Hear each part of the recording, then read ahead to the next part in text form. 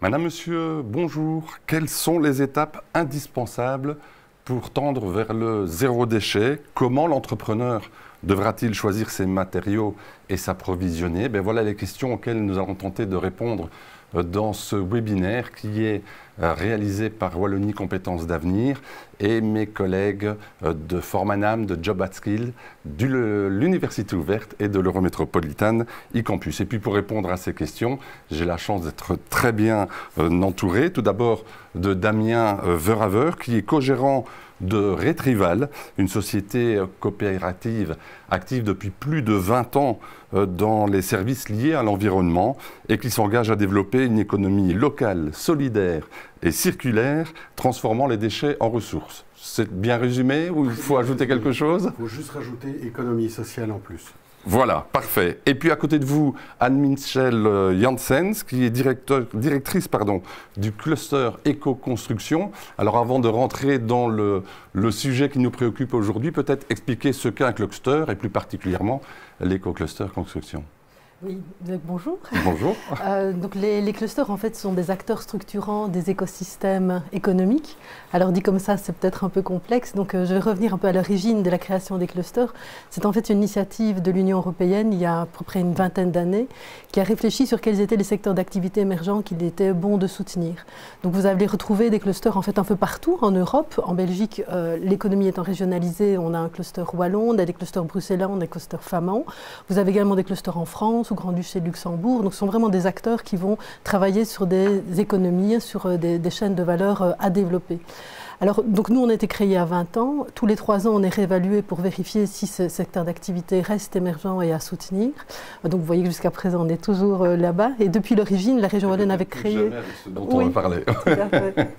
Donc, depuis 20 ans, en fait, il y avait une quinzaine de clusters qui avaient été créés à l'origine. Et ici, nous sommes 7 encore à rester au niveau de l'écosystème wallon.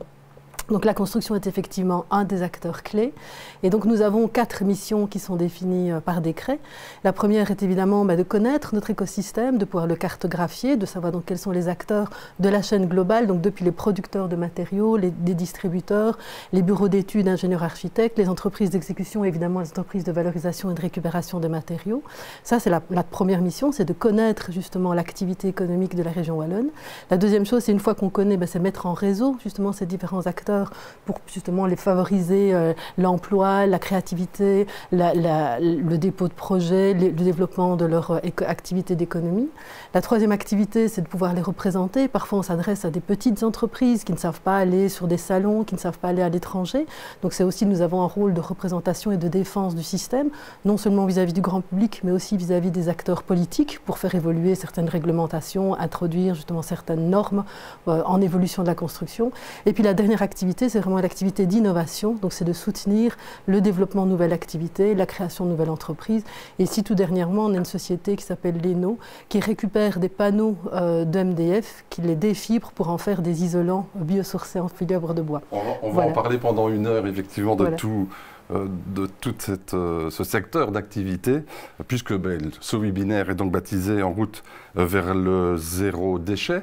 C'est le deuxième d'une série de 4 qui ont pour objectif d'offrir aux professionnels du secteur de la construction et aux futurs professionnels de ce même secteur une approche structurée du développement durable dans la construction, de même qu'une vue globale des évolutions que connaît ce secteur en regard des enjeux environnementaux. Alors si vous n'avez pas eu la chance de voir le premier webinaire, il est toujours disponible sur la chaîne YouTube du Forum. Et puis, si vous êtes en direct aujourd'hui, en live avec nous, vous avez l'occasion d'interagir avec nos invités. N'hésitez pas à poser vos questions sur le chat. En fin d'émission, mes collègues nous les relayeront et j'aurai la plaisir de les soumettre à nos invités et j'espère qu'on pourra répondre à toutes vos questions. Anne-Michel Janssens, en préparant ce webinaire, il est apparu assez vite qu'on pouvait parler d'approvisionnement, de choix de matériaux, pour tendre donc vers le zéro déchet, mais il faut le faire en considérant, je suppose, toute une chaîne de valeur, de l'éco-conception. On peut peut-être définir cette chaîne de valeur, éco-conception. Oui, tout à fait. Donc ce sont des termes qui sont effectivement relativement récents et donc il nous tient évidemment à cœur de pouvoir, avec justement notre système, nos entreprises, pouvoir y répondre de manière qualitative. Donc l'éco-construction, c'est d'abord une démarche qui est globale, qui va intégrer évidemment les logiques de conception, les logiques de choix de matériaux, les logiques de mise en œuvre, de bien-être des travailleurs et d'utilisateurs, mais aussi tout ce qui est justement la fin de vie et la récupération. Et quand on parle d'éco-matériaux, vous pouvez avoir de nouveau plusieurs familles dans les écomatériaux. Vous avez des matériaux qui sont des matériaux produits, qui sont sur base de matières premières biosourcées, qu'elles soient d'origine végétale ou animale. Le bois, typiquement, donc, que ce soit en bois de structure ou en fibre de bois. Mais vous avez également la laine de mouton, vous avez toute une série d'isolants que l'on peut mettre, qui sont à base justement de matières bio et végétales. Et puis vous avez des matériaux qui sont plutôt d'origine géologique, donc tout ce qui est la transformation. Et là, plus que l'origine, on va travailler sur l'énergie de transformation pour mettre en œuvre ces matériaux. C'est clair qu'une brique de terre crue n'a pas demandé d'énergie au niveau du chauffage, il y a beaucoup de performance au niveau de sa mise en œuvre. Et puis vous avez des matériaux qui sont justement issus de filières de valorisation et de réemploi, soit directement dans une application en tant que telle, on démonte un matériau, on le remet en œuvre, et donc là il n'y a même pas de matière première, il n'y a pas d'énergie de transformation. Mais vous avez également toutes des filières de transformation. La ouate de cellulose, par exemple, on récupère la fibre, enfin les papiers journaux pour en faire un nouvel isolant. Vous avez également des jeans qui sont valorisés dans des isolants également à base de coton. Vous avez tout ce qui est la valorisation, je parlais justement des fibres de bois. Et puis vous avez des matériaux qui sont des matériaux mixtes composés avec toute une série d'isolants, de liants comme les laines d'herbe justement, tous des éléments qui vont permettre justement de pouvoir répondre aux besoins du bâtiment. Et donc l'avantage, c'est qu'on va couvrir tous les besoins. Donc les éléments évidemment d'isolation, c'est ce qu'on connaît le mieux en isolation thermique ou en isolation acoustique, aussi bien au niveau du confort d'été qu'au confort d'hiver, mais aussi pour répondre à des besoins de structure ou de parachèvement en intérieur et en extérieur. Et clairement, tous les matériaux biosourcés pour les enduits sont extrêmement intéressants. Daniel Verhaver, est-ce que c'est une bêtise de dire que finalement le choix du matériau, il doit être réfléchi en aval et en amont de la construction ? Le secret de la construction durable, je pense, c'est l'anticipation. S'il n'y a pas d'anticipation, ça ne fonctionnera jamais. Autant dans le choix du matériau, mais si on veut vraiment faire du circulaire, sur la fin de vie du matériau.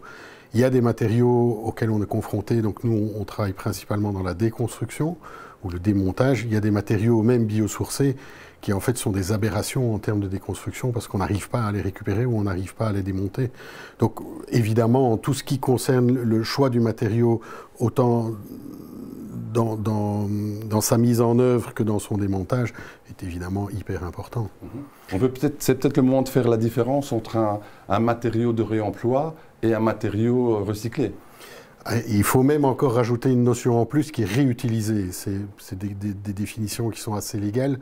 Qu'on retrouve communément maintenant, heureusement, dans les différents pays autour de la Belgique et en Belgique. Le réemploi consiste à prendre un matériau, à l'utiliser, à le réutiliser en fait, à ce pourquoi il a été conçu.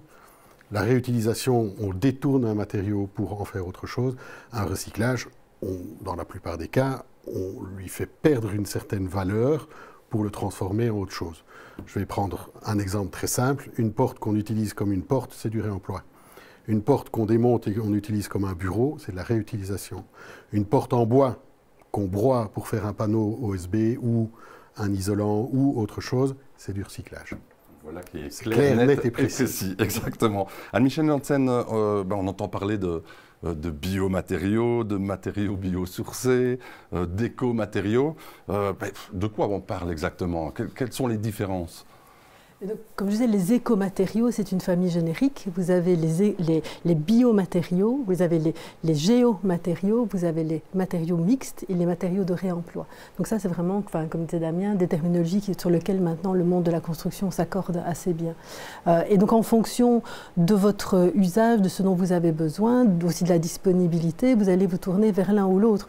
Je pense que ce qui est surtout important, c'est de se rendre compte qu'il y a effectivement cette logique d'anticipation et de réflexion en amont, mais surtout de pouvoir utiliser le bon matériau au bon endroit pour le bon usage. Alors je vais me permettre de paraphraser Einstein, hein, mais si vous demandez à un poisson de grimper un arbre, il croira toute sa vie qu'il est idiot.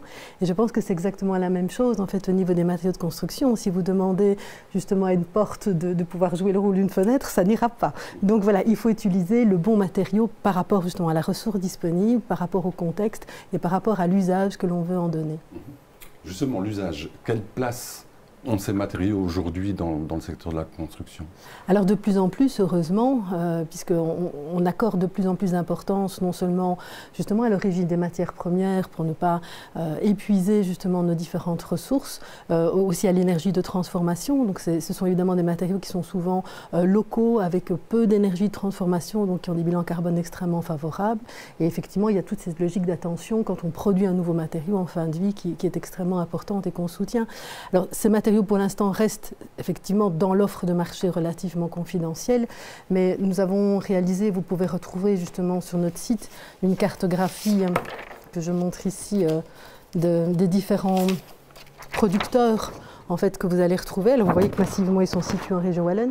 C'est pas que nous n'avons pas fait le recensement au niveau de la Flandre, c'est juste qu'il n'y en a pas. Voilà. Donc vous retrouvez non seulement les producteurs. On mettra un lien sur le voilà. chat. Donc les producteurs et les distributeurs, en fait, donc vous en avez énormément. Donc il y a un potentiel d'économie, de développement qui est très important en région wallonne et surtout avec des emplois de nouveau qualitatifs. Parce que ce sont des matériaux qui sont justement qualitatifs à l'usage. Alors ils sont qualitatifs, mais Damien Verhaver, tous ces matériaux ne sont pas nécessairement vertueux d'un point de vue environnemental. Ça dépend du point de vue duquel on se place. Moi, je peux parler plus de matériaux de réemploi. J'ai parlé tout à l'heure des matériaux bio ou géosourcés. Pour nous, ils sont très difficiles à réemployer parce qu'ils n'ont pas été étudiés pour être démontés. Donc la partie, le côté réversibilité n'a pas nécessairement été envisagé. D'où la question d'anticiper et d'avoir une vision systémique sur la durée de vie totale du matériau. Pour les matériaux de réemploi, en fait, nous, on a l'habitude de prendre un raisonnement par l'absurde, en fait, qui est très simple. Si on prend l'outil Totem, qui est un outil fédéral, génial en Belgique, qui permet de mesurer la performance environnementale d'un complexe ou d'un matériau, systématiquement, l'impact environnemental d'un matériau, dans la plupart des cas, en moyenne, est généré à 40 à 60% par l'énergie liée à la fabrication. Donc si on ne le fabrique pas, on a automatiquement un gain environnemental de 40 à 60%. Donc pour nous, c'est du pain béni de dire ça. Il ne suffit de pas fabriquer un matériau, il suffit de le réemployer. Automatiquement, on a un bilan environnemental positif de 40 à 60% dans le bon sens. Et donc, un matériau de réemploi qui peut être réemployé, quelle qu'ait été sa fabrication ou son mode de fabrication, a priori, reste bénéfique. Après, on peut le comparer avec un autre matériau. Et le calcul commence à être très difficile à faire. Mais justement, oui. Juste te donner une nuance, si tu veux bien. Donc, évidemment, je suis entièrement d'accord, tu le sais, avec ce que tu viens de mentionner. Mais je vous donne un exemple très concret. Nous avons des isolants en laine d'herbe qui ont les mêmes performances, les mêmes épaisseurs, le même usage, la même utilisation que la laine de roche, mais qui demandent 15 fois moins d'énergie au niveau de la production. Ce sont deux matériaux qui sont effectivement des matériaux qu'on ne peut pas revaloriser. Le bilan carbone est différent. Alors on sait qu'évidemment en fin de vie, on peut les réemployer, qui sont là-dedans. Donc on est sur les éléments. Donc c'est effectivement la globalité de la réflexion qui est importante. Approche globale et systémique, ça, on ne me fera jamais dire autre chose. C'est évident. Oui, alors, acheter des matériaux neufs, quelque part, c'est facile. Acheter des matériaux recyclés ou remis en circulation, est-ce aussi facile ? C'est pas du tout facile, en fait. Enfin, non, on peut encore en trouver assez facilement sur des sites, sur des marketplaces, des secondes mains, à des échelles très petites. En trouver à des échelles plus entrepreneuriales ou plus industrielles avec un vrai magasin, c'est très très difficile. Et en fait, ça s'explique de plein de manières différentes. Pour moi, la meilleure manière de l'expliquer, c'est la fameuse chaîne de valeur. C'est peut-être une circonvolution, mais je ne sais pas s'il y a moyen de diffuser la chaîne de valeur liée à la déconstruction. Donc, on a toutes les étapes liées à la déconstruction d'un bâtiment à partir du moment où on rentre dans un bâtiment. Mais ici, on voit les différentes étapes liées à la déconstruction. L'inventaire, la déconstruction, le référencement, conditionnement, transport, stockage, mise en vente, remise en œuvre. Et en fait, le problème qu'on a dans le monde du réemploi, c'est que bien souvent, on oublie une étape ou l'autre. Et à partir du moment où on oublie une étape ou l'autre, on se plante complètement. On a très régulièrement des contacts avec des étudiants ou avec des start-upers qui nous disent on va régler le problème de la circularité en mettant en relation l'offre et la demande. Le propriétaire d'un bâtiment et l'architecte qui cherche des matériaux. Et à partir du moment où on va pouvoir mettre les deux en relation, tout va fonctionner. Alors on a essayé, en fait ça ne fonctionne pas du tout, parce qu'il faut pouvoir démonter ce qui est dans le premier bâtiment, et puis il faut le stocker, il faut le référencer, ça veut dire le documenter, le mesurer, savoir exactement ce qu'on a. Il faut le stocker, il faut le transporter, le déplacer, etc. Et si on ne tient pas compte de toutes ces étapes-là, en fait, chaque fois, on engendre des coûts supplémentaires qui font que le gain occasionné par la revente du matériau à la fin ne couvre pas le coût du démontage.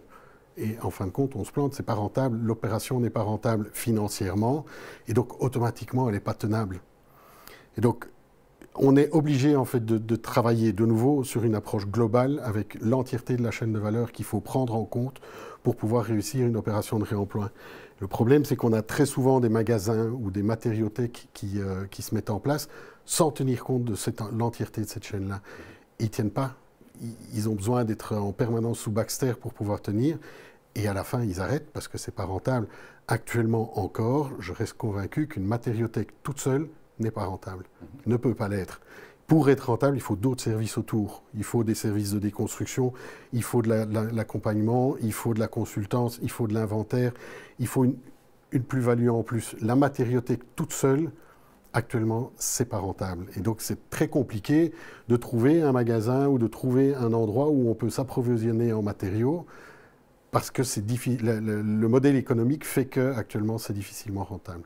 Est-ce que ça veut dire que voilà, c'est malheureusement une voie sans issue, ou est-ce qu'à l'avenir, effectivement, en s'organisant autrement, en créant et en développant de l'activité comme la vôtre, ce sera plus facile de se fournir en matériaux?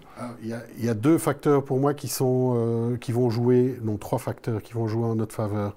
Le premier, c'est l'augmentation des coûts des matériaux. Évidemment, à partir du moment où le différentiel est plus élevé, c'est plus facile. Le deuxième facteur, c'est l'augmentation du coût des déchets. Actuellement, évacuer un conteneur tout venant, c'est de l'ordre de 200 € la tonne. Au plus ça augmente, au plus on a intérêt à retirer des déchets du conteneur de déchets. Donc, fatalement, automatiquement, le modèle économique devient plus intéressant. Le troisième aspect qui commence à pas mal bouger, c'est l'aspect réglementaire. À partir du moment où on a des marchés publics qui imposent soit du réemploi, soit du biosourcé, soit autre chose, de la déconstruction sélective par exemple, mais fatalement ça peut aider le marché. Peut-être le quatrième qu'on oublie souvent, c'est l'aspect formation, c'est pour ça qu'on est ici. C'est pour expliquer aux gens que c'est faisable et qu'il y a moyen de faire de la construction durable, il y a moyen de faire de travailler avec du réemploi, il y a moyen de travailler avec du biosourcé, c'est accessible. Il faut parfois un petit peu plus d'énergie et un petit peu plus de créativité et un petit peu plus de bonne volonté pour y arriver, mais c'est faisable. Je suppose que... J'étais un sixième, si tu veux bien. C'est même au niveau des mots que l'on emploie et du regard que l'on porte sur la matière. On parle de déchets et on parle de matières premières. En fait, il n'y a pas de déchets, ce n'est jamais que de la matière première. Et donc l'aspect réglementaire, il doit justement nous aider à ça. Quand nous, on a un statut de matériaux utilisés qui devient effectivement un déchet, mais c'est la même chose au niveau de la terre, donc des terres au niveau des sols, c'est la même chose au niveau des matériaux de construction, c'est la même chose au niveau même de tous les parachèvements. Dès qu'on considère ça comme étant un élément dont on doit se défaire, il y a effectivement une connotation négative. Après, il y a tous des éléments de labellisation, de certification qui vont faire en sorte que quand on le remet en œuvre, on puisse avoir confiance. C'est pour ça que le modèle Retrieval est aussi intéressant, ou d'autres, c'est qu'il y a ce conseil au niveau de la mise en œuvre, parce qu'on ne remet de nouveau pas un matériau n'importe comment, dans n'importe quel contexte. Mais au-delà de ça, il y a cette envie de pouvoir changer le regard sur la matière première, qu'elle soit... Un travail d'éducation, de sensibilisation auprès des entrepreneurs. Justement, peut-être les entrepreneurs qui prennent contact avec vous, et avec les services de votre entreprise, quelles sont les questions les plus fréquentes auxquelles vous devez faire face? Ça dépend du quel côté on se place. Si on se place du côté de l'amont, donc l'entrepreneur qui est plus le démolisseur ou celui qui doit faire qui rapporte de l'argent, en général, ça reste une opération payante. Ça, c'est sur le côté amont de toute la chaîne de déconstruction. Sur la partie aval, donc l'entrepreneur qui veut travailler avec des matériaux de réemploi. Bien souvent, on parle de ce qu'Anne-Michel a parlé, c'est de la certification, de la normalisation, du marquage du matériau pour être sûr qu'il est conforme à un cahier des charges ou, en termes de sécurité, c'est évident, si vous prenez une poutrelle en acier qui a brûlé, c'est peut-être un peu bête de la remettre dans un nouveau bâtiment en tant que poutrelle acier structurelle, ou bien il faut la faire recertifier, etc. Donc il y a toute cette partie assurabilité ou certification qui est là. Et puis, pour revenir sur l'aspect formation, je peux vous donner un exemple. Je vais prendre ici cet exemple-là. Donc, ici, vous voyez, c'est une pièce dans nos bureaux, hein, où on a fait l'entièreté du second œuvre et du parachèvement avec des matériaux de réemploi. Et quand on a travaillé avec l'électricien, on lui a donné ces fameuses goulottes là on voit à l'écran. C'était des goulottes qu'on a démontées dans un chantier à Schaerbeek à Bruxelles. Et les goulottes étaient verticales sur le chantier. Et donc, fatalement, on se retrouve ici avec des prises, avec des trous verticaux. Et en fait, c'est nous qui avons dû convaincre l'électricien que c'était faisable. Parce que pour lui, ce qu'on lui avait appris à l'école, c'est que les trous doivent être horizontaux. Et donc, si on mettait les trous verticaux, l'installation n'allait pas être reçue, réceptionnée par un organisme de réception habituel. Et donc, il ne pouvait pas... Donc, ce que vous voulez expliquer, c'est qu'il y a effectivement de la sensibilisation et de la formation, je dirais, sur la thématique et le secteur du réemploi, mais il y a aussi de la formation purement technique, alors. Oui, bien sûr. Bien sûr, parce qu'on a nos habitudes. Techniquement, ça ne change rien, c'est pas plus compliqué. C'est même plus facile. Oui, hein. Donc c'est ça qu'il n'y a rien à changer, c'est plutôt changer le regard de nouveau. Changer la mentalité, en fait. Changer simplement la mentalité. On a eu le même cas dans nos bureaux avec des robinets, des éviers très... on appuie une fois, ça s'allume, on appuie une deuxième fois, ça s'éteint, c'est bien. Le plombier nous a dit, il y a des ressorts, il y a des joints, il y a plein de trucs très, très bizarres dedans qui font que, en fait, on ne peut pas réutiliser ces robinets-là. Quand j'ai démonté le robinet, il y a une pile à changer. Il n'y a pas de ressort, il n'y a pas de joint, il y a une pile à changer. C'est juste une mentalité, un peu de bon sens, revenir à des choses simples. Et en fait, c'est tout à fait possible de réutiliser des prises comme ça. Il n'y a pas de réglementation, mais il faut le savoir. Et ne pas... rester sur des mythes ou des idées reçues qu'on rencontre très souvent dans la construction. Il y a aussi beaucoup d'entrepreneurs qui ont l'habitude de travailler avec une marque et pas avec d'autres. Et donc, si on leur donne une marque en réemploi, ils sont un peu perdus. Ils n'ont même parfois pas l'outillage, parce que les fabricants font ça bien. Ils prévoient l'outillage uniquement pour leur matériel. Et donc, si on leur donne autre chose, une autre marque, et je ne vais pas citer de marque, mais si on leur donne une autre marque, c'est un peu plus compliqué. Ils n'ont pas... La résistance au changement qui fait son œuvre. Vous expliquiez tout à l'heure que, certes, une matériothèque aujourd'hui pure et simple, elle a du mal à vivre, hein, elle survit plus qu'autre chose. Mais est-ce que le secteur du réemploi, quand on fait toute cette chaîne de valeur que vous expliquez tout à l'heure, est un secteur qui, aujourd'hui, peut être viable et a des visions d'avenir?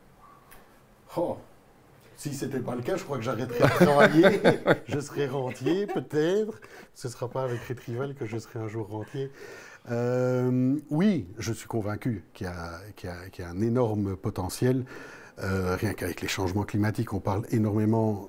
peut-être un peu trop de rénovation énergétique, mais ça induit automatiquement une approche circulaire ou une approche durable dans la construction.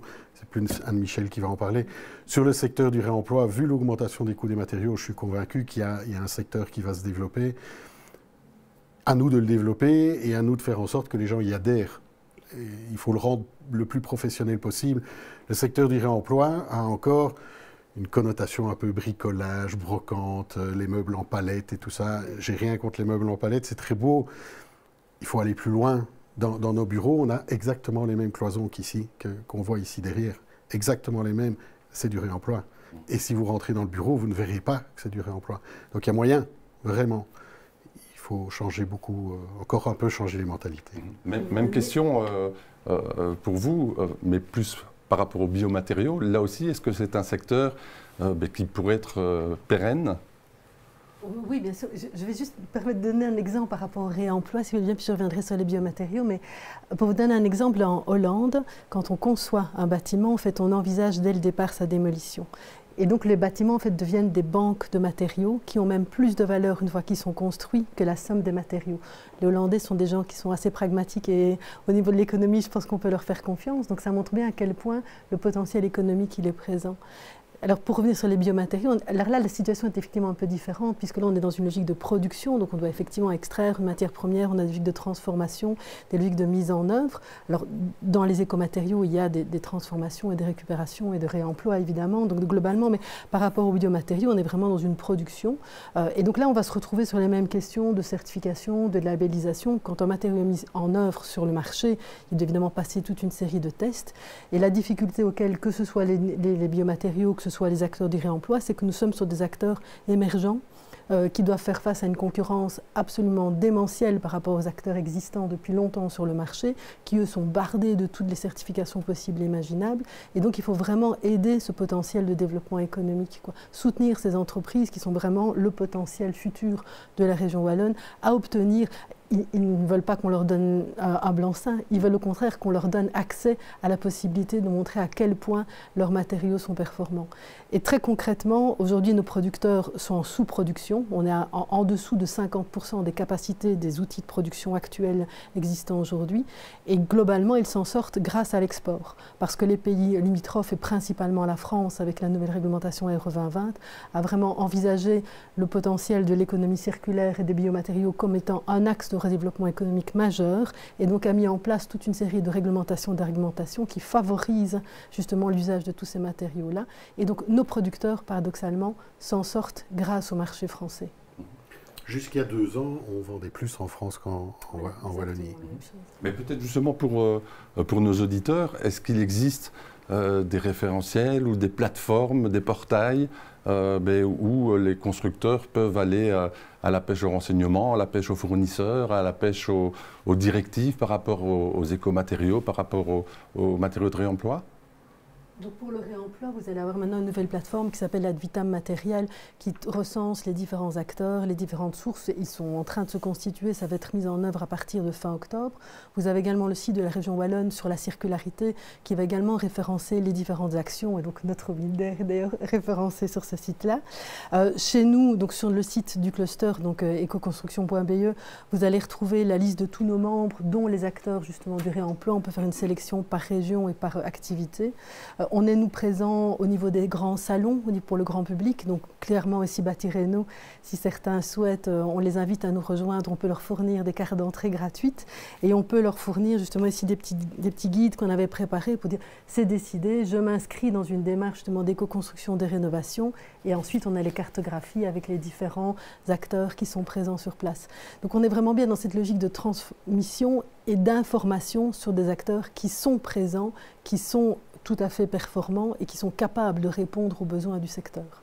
Alors vous n'avez peut-être pas eu le temps de tout noter, pas de panique, on vous mettra tous les liens utiles dans le chat sur ce webinaire, donc sur la chaîne YouTube du Forum. Je peux peut-être juste rajouter sur le secteur du réemploi, il y a 2 sites qui sont un peu la Bible, c'est le site Opalis qui est en fait un annuaire de tous les revendeurs de matériaux de réemploi, Opalis, qui est assez bien fait. Ce n'est qu'un annuaire, ce n'est pas encore une méga base de données. Que vous écrivez O-P-A-L-I-S. Évidemment, il y a le site de Retrieval, mais bon, c'est parenthèse. Et puis, il y a le fameux site du FCRBE. C'est bien servi par soi-même. Il y a le site du FCRBE, donc, qui est un projet Interreg qui a été clôturé, mais qui maintenant a été prolongé, qui est en fait un peu la Bible du réemploi, Bruxelles et Wallonie, où il y a 8 délivrables avec très chapitrés, qui sont vraiment bien structurés et qui expliquent vraiment toute la chaîne de valeur dont on a parlé. Retrieval n'était pas partie prenante de ce truc-là, mais je fais quand même la promotion de ce site qui a été très très bien fait et qui franchement capitalise et documente énormément le secteur du réemploi. Mais par contre, on va travailler ensemble sur un projet Interreg aussi. sur le réemploi énergétique, sur la formation, pour montrer justement à quel point c'est possible, en fait. Tout à fait. C'est peut-être le moment d'expliquer ou de donner des exemples. Est-ce que vous avez des exemples de chantiers qui ont vraiment été des expériences de réemploi que vous considérez comme réussies? Alors, ceux qui sont actuellement dans ce webinaire, j'imagine que s'ils sont au webinaire, ils ne sont pas à la journée porte ouverte de la quinzaine de l'économie circulaire à Mundo L, cet après-midi. Donc cet après-midi... Ils nous regarderont en différé. Hein. Oui, il faut aller voir le site de Mundo L à Louvain-la-Neuve, auquel on a contribué, qui est quand même un projet pilote d'envergure où il y a une réincorporation de matériaux de réemploi qui a été assez importante. Et puis, ici, je peux vous montrer une photo d'un chantier qui a été pour nous un chantier assez exemplaire, et ça rejoint un peu ce qu'Anne-Michel disait tout à l'heure, sur la conception. En fait, c'est un showroom chez un magasin un concessionnaire automobile à Moucron. Et en fait, c'est un showroom qui a été conçu dans les années 90. Et le menuisier qui a construit ce bâtiment-là l'avait pensé et conçu pour pouvoir être démonté et déplacé. Comme les châteaux forts qui vont en Amérique. Hein. C'est vraiment ce qu'on disait tout à l'heure. Oui, L'aval tout à et fait. l'amont du Tout à fait. chantier, quoi. Et ici, on a un chantier entièrement bois, matériaux biosourcés, etc., qu'on a pu démonter pièce par pièce, mais vraiment pièce par pièce, tout référencé, tout chargé dans un camion. Et 2 ans après, le même bâtiment est en cours de remontage à l'école de cirque à Marchand pour le moment. Donc c'était un chantier assez impressionnant, mais c'était magique de voir dans quelle mesure l'architecte et le menuisier initial avaient vraiment conçu le bâtiment pour qu'il soit démontable. Et donc on a pu le faire. Ici, c'est un exemple de ces différentes prises de vue de nos bureaux, où on a fait 80% de réemploi dans nos bureaux. Issus de nos chantiers, il faut venir voir, hein, c'est plus sur les photos, on voit moins bien. Ce qui est important, ce sont des bureaux comme on pourra en trouver n'importe où.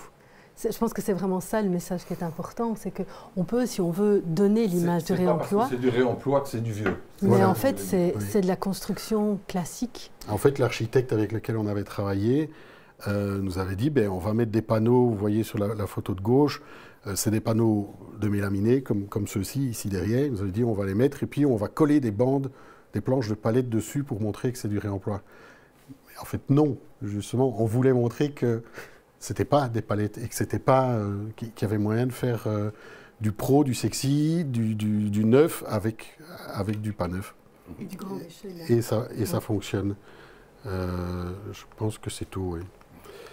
Même question finalement sur les écomatériaux. Hein. Est-ce qu'il y a des chantiers où on se dit waouh, ça c'est vraiment une réussite? Mais avant de vous laisser l'expliquer, parfois les images sont plus parlantes. Je vous propose de voir ce petit reportage qui a été réalisé justement par le cluster éco-construction sur un chantier et des chantiers qui font la part belle au bois. Regardez.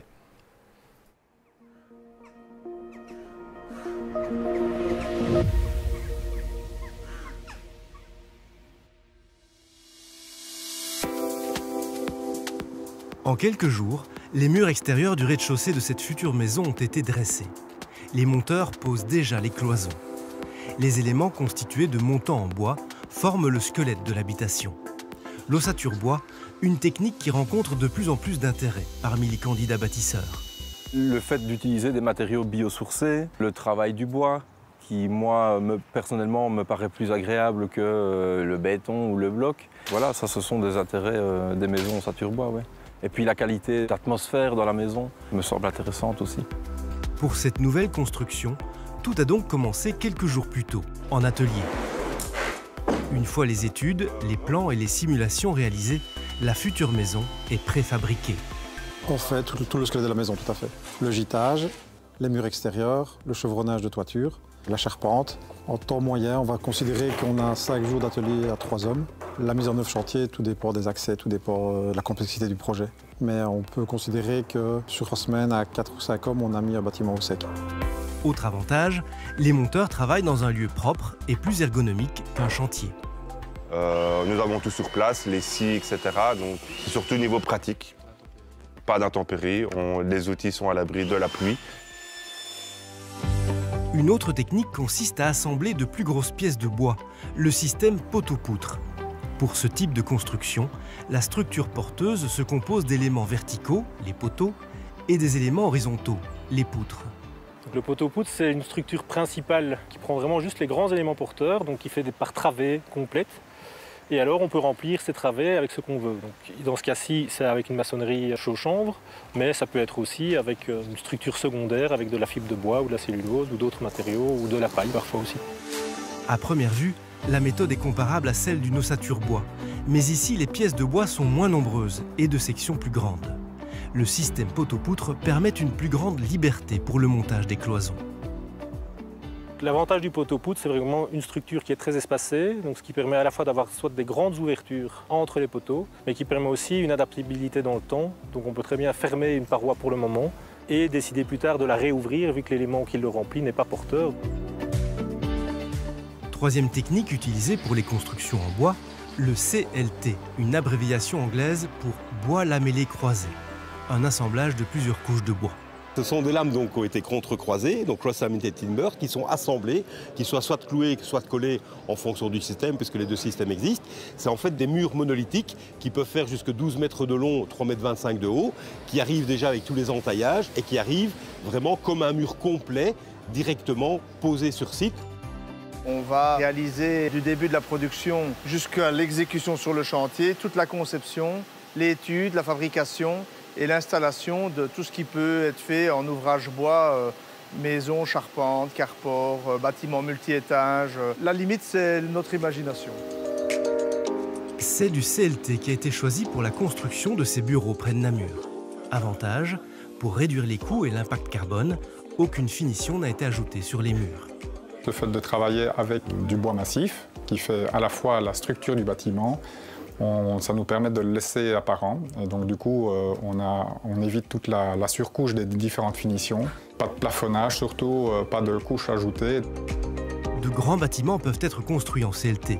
Le plus spectaculaire, cette tour de 18 étages, 85 mètres de haut, bâtie en Norvège. Dernier système constructif en bois, les madriers empilés. Pour cette technique, les pièces de bois sont emboîtées les unes sur les autres, du sol à la toiture.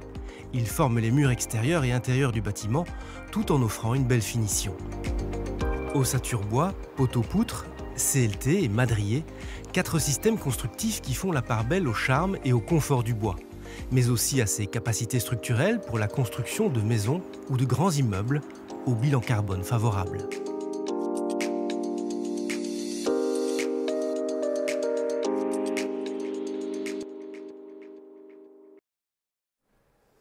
Des magnifiques constructions où le bois est majoritaire, mais donc dans les biomatériaux, il y a effectivement d'autres catégories. Oui, donc si vous voulez aller consulter d'autres vidéos, donc nous avons une chaîne YouTube.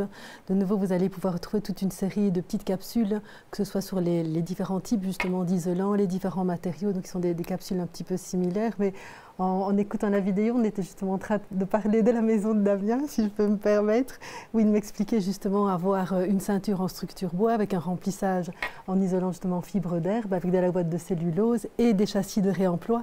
Donc pour vous dire à quel point justement les constructions se marient bien quand on est dans une réflexion intelligente. Sinon, notre bâtiment, vraiment de nouveau, je vous encourage à venir nous voir. Nous avons un bâtiment qui est situé dans le Zénith d'Écolis et qui se veut... Le Zénith d'Écolis peut-être du côté de Namur, donc on est oui. à la sortie Namur-Ouest, voilà, dans un zoning accessible, alors malheureusement en voiture, mais quand même accessible. Et donc ce bâtiment se veut justement la vitrine de l'éco-construction, c'est la maison des entreprises justement qui font partie de notre réseau. On a une espèce de petit showroom de vitrine et donc là vous pouvez voir les matériaux, poser des questions, avoir des renseignements, avoir des références d'entreprise, voilà, donc tout ça vous pouvez retrouver ça chez nous. D'accord, mais c'est justement une des premières questions qui ont été posées sur le chat, pardon. Mais finalement, où trouver et comment se référencer par rapport à tous ces matériaux de réemploi? Alors, pour les matériaux de réemploi, il y a le site Opalis dont j'ai parlé qui est vraiment reprend tous les marchands de matériaux de réemploi. Après, il y a quelques boutiques en ligne qui existent, qui sont référencées sur Opalis. Il y a le site de Rotor, il y a le site de Batiter, il y a le site de Retrival.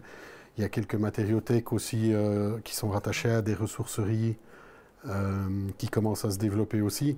Il faut parfois un peu chercher. C'est clair que le rêve, à un moment ou un autre, serait de pouvoir consolider toutes ces bases de données, toutes ces boutiques en ligne. On y travaille. Avec les autres acteurs du réemploi.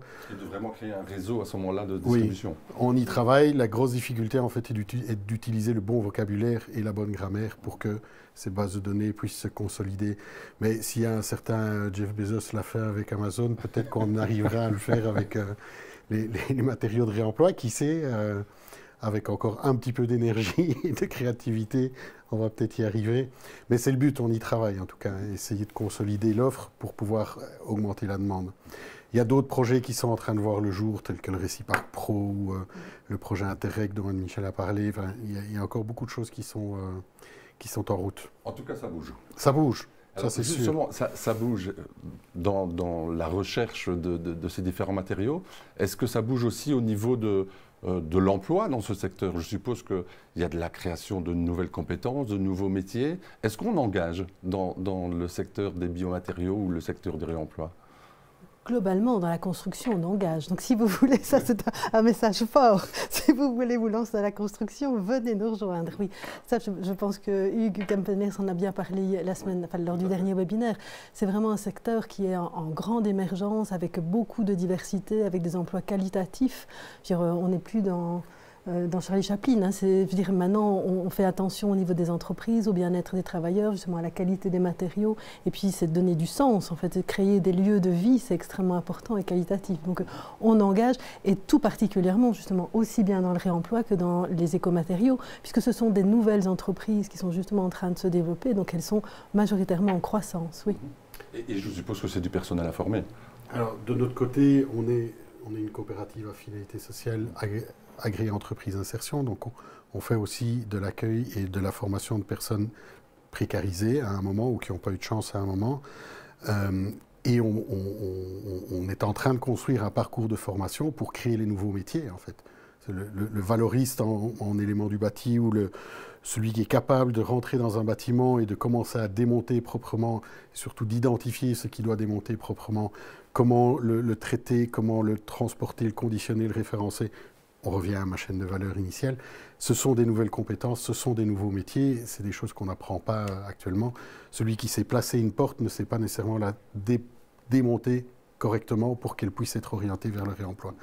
Tout ça sont des nouvelles compétences sur lesquelles on travaille pour essayer de faire reconnaître ce nouveau métier.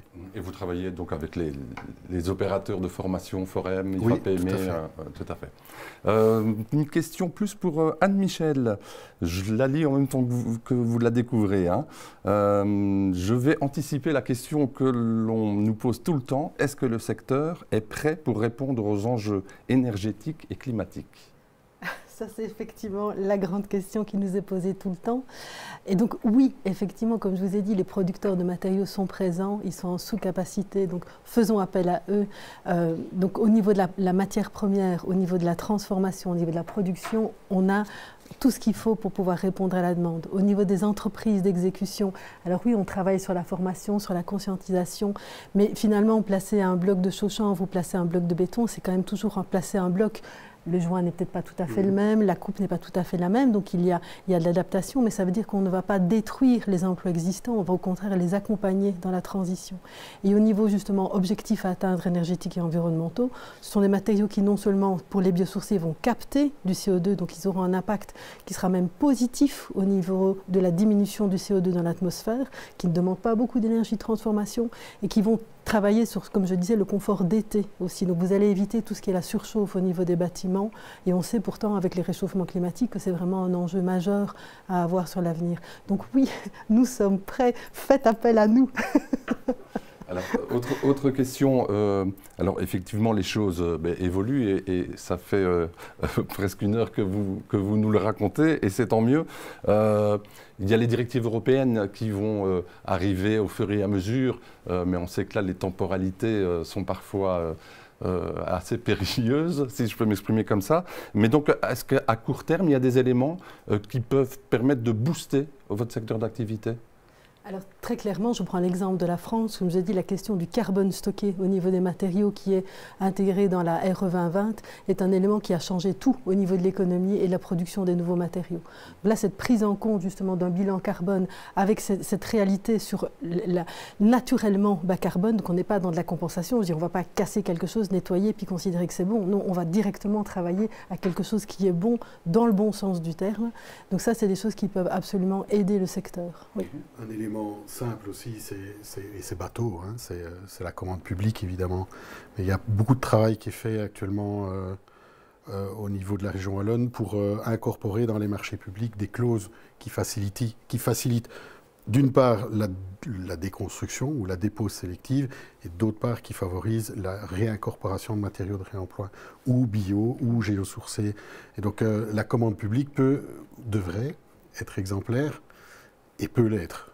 Et ça, c'est peut-être quelque chose qui peut booster le secteur. Actuellement, sur le réemploi ou sur l'éco-construction, il y a des bouquins, et des bouquins, et des bouquins, et des bouquins. C'est pas et des sites internet, on peut en trouver, mais plein. Ce qui manque, en fait, c'est des projets exemplaires pour rassurer le constructeur qu'il y a moyen de le faire. Et ce projet exemplaire peut être un projet public. Exemplaire ou tout venant. Oui, je pense que c'est ça aussi qui est important. Enfin, vous avez vu dans la vidéo qu'il y a le bâtiment Ciblou, donc c'est un bâtiment d'une boîte informatique. Je veux dire, ce ne sont pas a priori des rêveurs, les informaticiens, enfin, on peut imaginer qu'ils ne le sont pas, et pourtant ils se sont engagés dans une démarche qui est de nouveau pragmatique, parce qu'il y avait un risque de surchauffe, ils avaient besoin justement d'avoir des lieux de qualité, et où finalement la construction bois a permis d'avoir une construction moins chère, puisqu'on n'avait pas d'éléments de finition, donc non seulement des coûts maîtrisés, une préfabrication en atelier, une exécution sur chantier totalement maîtrisée, et un bâtiment moins cher in fine, avec un usage qualitatif. Donc c'est ça aussi qui est important de montrer, c'est que comme tes bureaux, c'est capable pour n'importe quel type d'activité. Vous faites un lien parfait avec la question suivante qui nous vient de Jérôme.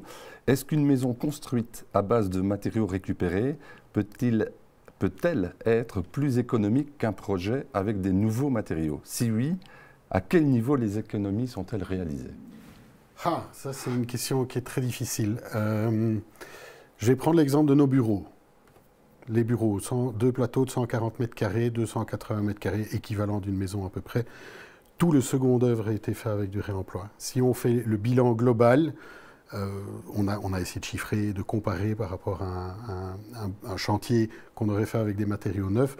Oui, on a économisé de l'ordre de 85 ou 89 000 euros, enfin je n'ai pas les chiffres exacts, mais un peu en dessous de 100 000 euros qui ont été économisés pour 161 tonnes de carbone. Voilà, ça, on peut le montrer, mais on est sur de seconde œuvre.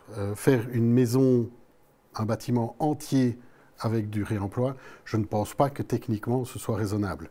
C'est certainement faisable, mais techniquement c'est compliqué. L'exemple de Marchand. Oui, mais ça c'est entièrement récupéré et c'est un cas hyper... c'est une exception. C'est faisable, mais c'est une exception. Alors, malheureusement, on n'a pas d'image de Marchand, mais oui, on avait des images. L'occasion c'est le fameux showroom. Si mes collègues sur le chat peuvent mettre un lien le showroom du concessionnaire automobile, c'est celui-là, celui de Marchand. Oui, effectivement, mais je pense que l'idéal, c'est un mixte entre le bâtiment bio ou bâtiment bio géosourcé avec du réemploi en plus. Et là, on peut arriver à du structurel. C'est plus difficile de faire du structurel en réemploi. Par contre, en bois, en ossature bois, en poteau-poutre bois, enfin, il y a plein de possibilités de travailler correctement et durablement sur du structurel. En réemploi, c'est faisable. Le bâtiment Mundoel l'a fait avec de la poutrelle acier. Mais c'est quand même sérieusement arraché les cheveux. Et sur le bilan global financier, je ne suis pas sûr. Je ne sais pas ce qui a été le plus intéressant. J'imagine qu'ils vont le chiffrer, mais ce n'est pas encore prouvé. Pour donner une réponse plus structurée, ça va dépendre justement de la disponibilité des matières. C'est la première chose. Si on doit commencer à chercher ou aller chercher les matériaux très loin, là ça devient compliqué. Donc si on a une opportunité, comme tu es un marchand, alors là oui, c'est intéressant.